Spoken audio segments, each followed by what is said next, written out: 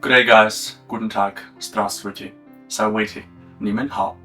Though my YouTube channel is fairly young, I just started less than 3 months ago, I feel like it is about time to do my first Q&A, just so that you all get to know me closer. It's very important to me that my viewers, of which there are quite many in terms of subscribers, mostly because of that video which performed very well, but not many of them are actually active viewers. Anyway, it's very important to me that you guys, my viewers, can identify yourself with me, that you know me, that you can trust me, and you know that I'm not one of those YouTubers who's just talking BS. Okay, then let's get started with the first question, which comes from my younger sister, Elizabeth. Hello, Elizabeth. She wants to know, what are your favorite Chinese, Latin, English, German, and Russian quotes? Okay, that's a very good question. And I would like to start with the last one. My favorite Russian quote goes like this.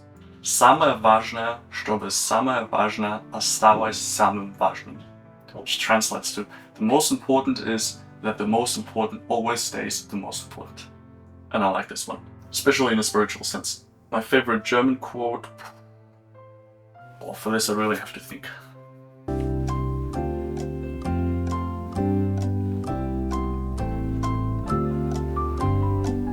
No, I really have to say I just cannot come up with any favorite German quote.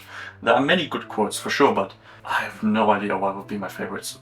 I can't say it. English quote, same thing.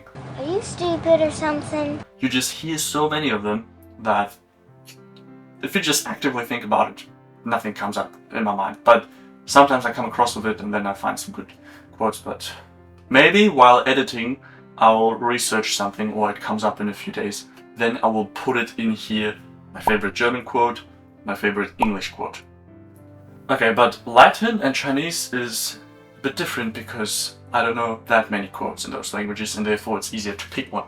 Okay, my favorite Latin quote was always mens sana in corpore sano, which means something like a healthy spirit in a healthy body. And it just shows that these two interfere with each other, like spiritual life and your physical life are like tightly connected. And if you do lots of sports, for example, then you feel better spiritually. And then Chinese, I don't know that many. I know that there are like many Chinese sayings and idioms consisting out of 4 characters, and I heard many of them, but the only one I really know is 一石二鸟, which means something like 1 rock, 2 birds. And it's always used to say that you do 2 things at once. In German you would say 2 Fliegen mit einer Klatsche schlagen. But in Chinese you usually say I killed 2 birds with 1 rock. And it's not real, it's not a quote. But it's like the only like fixed phrase I really know. Okay, then another question from my sister. The last question. What is the ugliest sounding language in your opinion? Also a very good question, because if you would have asked me a year ago, I would say French straight away, because I always found French just sounds horrible. But somehow, before I get to the question what's the ugliest language now, somehow my opinion changed, and I don't know why. Maybe because I'm very much into war movies. I know many movies about the First and Second World War, and often you have like French people, Nazi Germany occupied France, and then you hear the French people speak, and somehow, I don't know, I developed another view on it.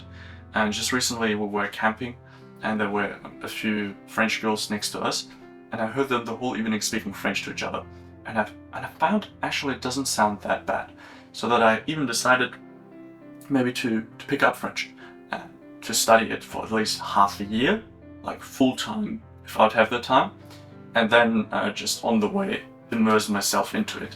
Not like study it religiously like I'm doing with Chinese right now, but maybe just look into it and learn something of it.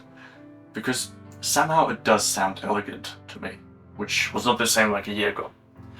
Alright, now what the ugliest sounding language is, I would probably say Arabic. I know for sure that I will never learn Arabic, because I just find it sounds horrible. Like all these weird sounds like like, nah, that's definitely nothing for me. Alright, so quick recap. And al. You put it together, this is what it should sound like. Even though many people may disagree and say it's the most beautiful language, but not for my ears.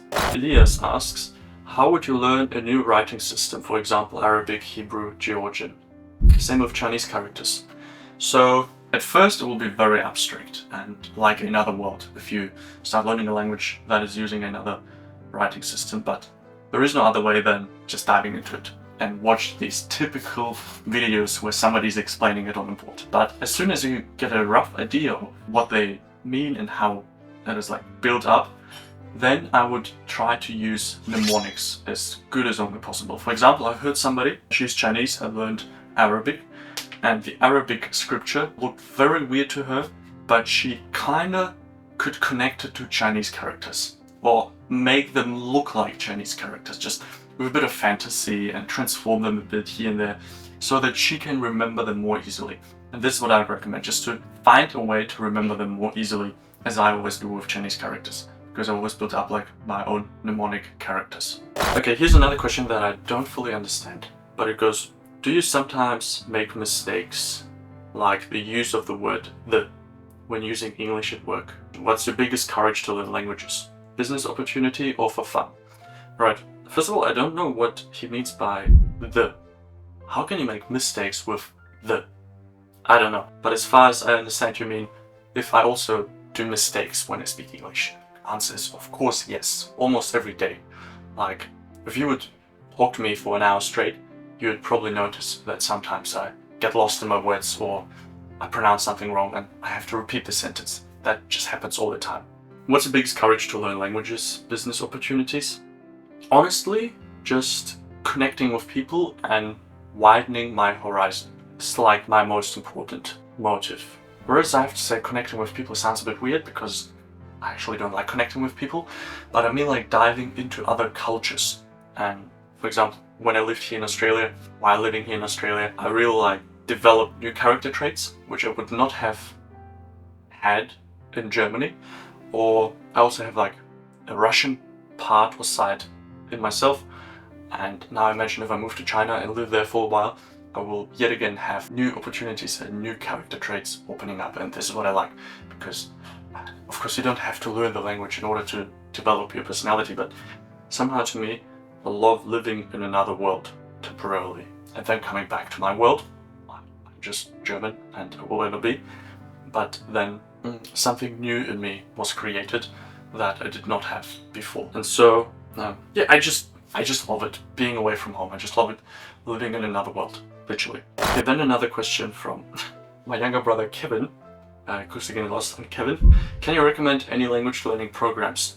Okay, there are only two types of programs or apps that I would actually recommend in order to start learning a language or improve the language that you are learning. First one is a spaced repetition software for learning new vocabulary. The screen is a bit too bright. Okay, yeah, so spaced repetition software in order to learn vocabs regularly. And secondly, just apps to immerse into the language. And the best way is just books.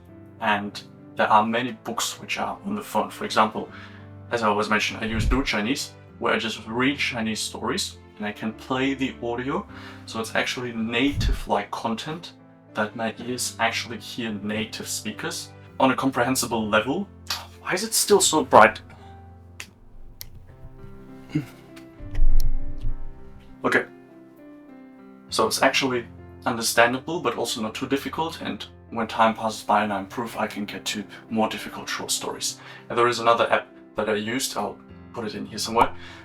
It's the same thing, but for Russian short stories, also with pictures and easy and slow readers. That's just perfect. It doesn't even feel like I'm sitting down to study a language, just chill on the couch and just read these stories. So this is the only thing that I would recommend. Alrighty, let's get to the questions that were asked on YouTube. A comment from Mark. Hello, I love the vibe of your videos. Thanks for them. Thank you for your feedback. I want to ask, what are your advices for people learning two languages at the same time? Honestly, I would say don't learn two languages at the same time. I would just say learn one language at the same time. If you really mean like learning, you just start it as if I would start Hebrew and Greek right now, where I have to do everything from scratch. I would not recommend that. Not recommend doing it, especially if you're working full-time and you just have a few minutes or hours per day. Then I would just focus on one, because people say multitasking, blah blah, but I find that's nonsense. That's rubbish. We people are not like chameleons. What is it called? Chameleon? That animal that can fix one eye here and one eye there. That just doesn't work. We people have to fix both of our eyes on one spot, and we only can focus on one language at a time. This is what I personally believe. But if you mean something like I am doing right now, I learn Chinese actively. This is really learning it. But on the other hand side, I just keep my other languages fresh. I do something for Latin once a week. I speak about Latin with somebody once a week. Or I just listen to something in Russian in order to improve or keep my Russian fresh. But this is more like not learning it, there's just getting input in that language. Whereas studying one language here, actively learning new words, new characters, and new words, new characters for another language, this is just way too much. I think I would start mixing up and confusing things. Leon, also somebody I know from back from Germany. Hello Leon. Why did you decide to publish German and English videos on the same channel rather than having two separate channels for each language? What do you think about that, and how do you see the future of your channel? Okay, so if you look at the banner of my YouTube channel, on there I have all the languages that I know, and I decided that the content of my channel will be about these languages, or maybe even in those languages, just to have a wide variety. If I would only do videos in English about German, I would only reach a certain amount of people. But if it's also about Chinese, and about Latin, and about Russian, and maybe a few other languages in the future, it's already different. And so my goal was, of course, to have the widest outreach and the widest amount of interested people. And so I have been uploading some videos in German, but I noticed that they are not performing so well compared to my English-speaking videos. And this is why I'll still do it a few times just to try it out. I'm still at the beginning. I have probably published just 10 videos or something. And I think only after 100 videos, I can really decide, okay, what direction am I going? And this is also to answer the question concerning the future of my channel. I can't tell yet, because I don't really know what my niche is. I'm trying out some videos about this, about that, some specific videos about grammar explanations. I'm working on a video about German pronunciation, and then sometimes general videos, tips and tricks how to tackle a language. But I don't really know what videos perform best, and of course I'm also looking at the numbers, and I noticed German videos are not going that well, and therefore I'll probably focus more on English in the future. And having two separate channels was never an option, because I don't know, I never saw the point of doing it, because if I just put it all in one channel, then I also get the views all in one channel, and this is just easier. Somebody says, thanks a lot, my dear teacher. My teacher, how does that sound? Thank you. And I would like to know that how we can improve our accent. For that matter, just watch this video in which I explain how I became fluent in English. And in this video I mainly talk about how I got rid of my German accent, which I still have, but how I worked on the details and polished the edges of my English in order to sound like a native as much as only possible. So check this video out. And I'd say the last question for today, because I don't want the video to be too long. What other countries besides China would you like to visit? Heaps. Heaps. And the list is not ending. Originally I was just planning to be in Australia for a year. Now I'm here for 1.5 years already, and my visa is still valid until next year, August. And I don't know if I'm really going to stay that long. But if, then I've been in Australia for 3 years. During my time here in Australia, I met many people who are from other countries, from other places, who visited other places. And we just talked about it so much that I definitely want to go to New Zealand. I want to go to Bali. I want to go to Indonesia, Malaysia, Vietnam, all these Asian countries like Thailand, China definitely. But China is more like not just traveling through it, but really staying there for a year, similar like here in Australia. Then I also would like to live in a Russian-speaking country, not necessarily Russia, especially not now during the war, but maybe Mongolia or something, where they also speak Russian, and just immerse myself into my second mother language a bit more. I was never planning to go to America, but maybe I'm going to Alaska next year, so the list is just not ending. God only knows when I'll be back in Germany, but I definitely want to go back. Now I'm just traveling and just visiting. I also have been in Pakistan. I think I never mentioned this on that YouTube channel. Actually, fun fact, picked up some of their language, which is Urdu. Islam. मेरा नाम Thomas है आपसे मिलकर खुशी हुई. I just remember a few words. Like मेरा नाम Thomas है, which means my name's Thomas. आपसे मिलकर खुशी हुई. Something like nice to meet you. That's basically it. There were a few other phrases like hello, goodbye. I want to go there again because I met many people and have some friends there, but not a country where I would like to stay for a long time. Anyway, this is another topic. If you're interested about traveling and me visiting countries, then check out my main channel called Thomas Korell, on which I document my travels at the moment. Alright, I hope that helps and you got to know me a bit more. Hopefully after a few months I'll try to be active as much as possible. It's very difficult right now because I'm traveling, but I'm really trying my best.